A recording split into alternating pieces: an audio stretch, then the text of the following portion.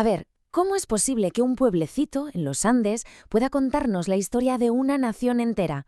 Pues vamos a sumergirnos en el caso de Rubio, en el estado Táchira, porque hizo exactamente eso. Dejó una marca, pero una marca imborrable en la historia de Venezuela. Es que la historia de Rubio es, en el fondo, como ver la historia de Venezuela en miniatura. Vamos a seguirle la pista a su evolución, desde aquellos cafetales que lo hicieron famoso hasta los primerísimos pozos de petróleo.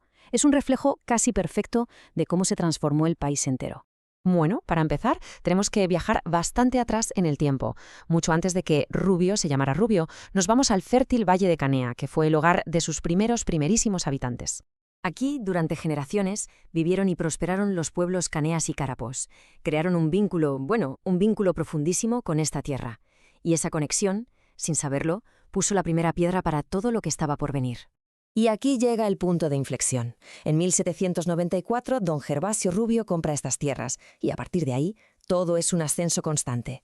Fíjense en las fechas. En poco más de 100 años, lo que era un simple terreno privado se convierte en nada menos que la capital de un distrito, una evolución meteórica.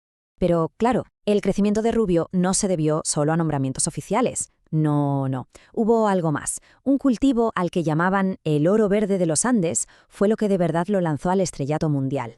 Y es que resultó que sus montañas, su clima, eran sencillamente el paraíso para el café. Y como se pueden imaginar, este cultivo no tardó nada en cambiarlo todo, pero todo. El paisaje, la economía, la vida entera de la región. A ver, para que nos hagamos una idea de lo que estamos hablando, de la magnitud de este boom, pensemos en esto. En su mejor momento, este único municipio, Rubio, producía casi la mitad de todo el café que se exportaba desde la zona. El poder económico que concentraba era sencillamente inmenso.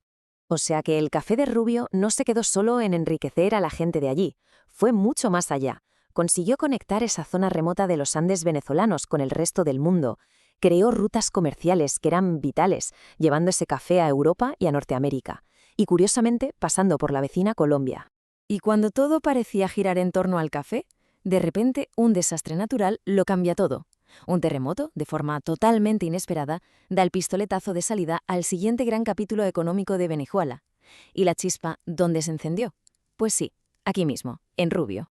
Ese terremoto sacudió la tierra y al hacerlo dejó al descubierto algo que estaba oculto. Un recurso que, sin que nadie lo supiera en ese momento, iba a redefinir por completo el futuro de todo el país.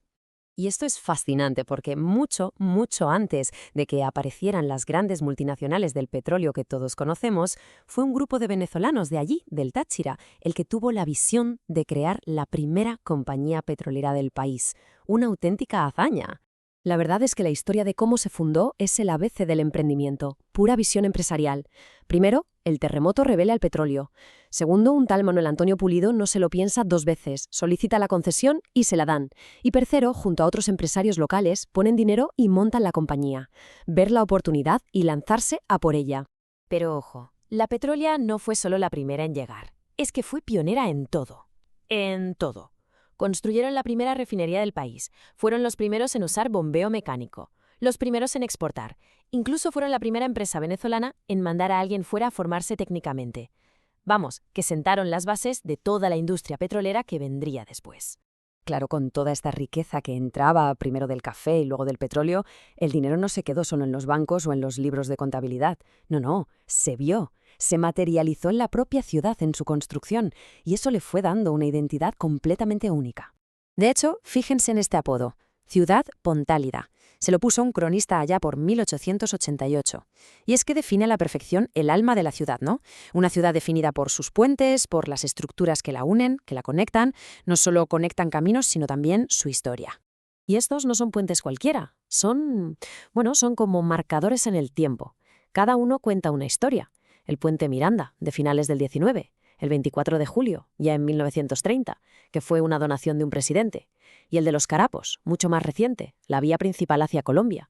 Cada uno representa una etapa del crecimiento de Rubio y de cómo se abría al mundo. Y aquí la historia da otro giro.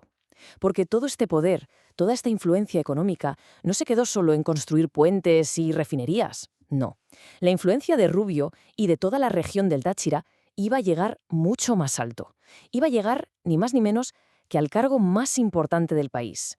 Es que todo ese músculo económico y social que se había generado en la región acabó desembocando en un fenómeno político muy particular. Durante buena parte del siglo XX, Venezuela estuvo gobernada por una serie de líderes que venían todos de esta misma zona, del Táchira. A esto se le conoce como la hegemonía tachirense.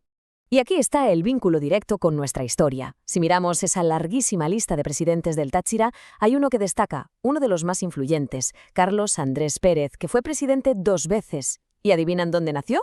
Pues sí, nació en Rubio. El círculo se cierra. Así que, al final, nos damos cuenta de que la historia de Rubio es como mirar a Venezuela en un espejo. Desde sus orígenes indígenas, pasando por el boom del café, el nacimiento del petróleo y llegando hasta el poder político. Entender la historia de esta ciudad es en realidad entender las grandes fuerzas que construyeron una nación. Y esto, claro, nos deja con una pregunta en el aire, ¿no? ¿Cuántas otras historias como esta, tan sorprendentes, estarán escondidas en pequeños pueblos que a menudo pasamos por alto? ¿Cuántas claves más habrá por descubrir?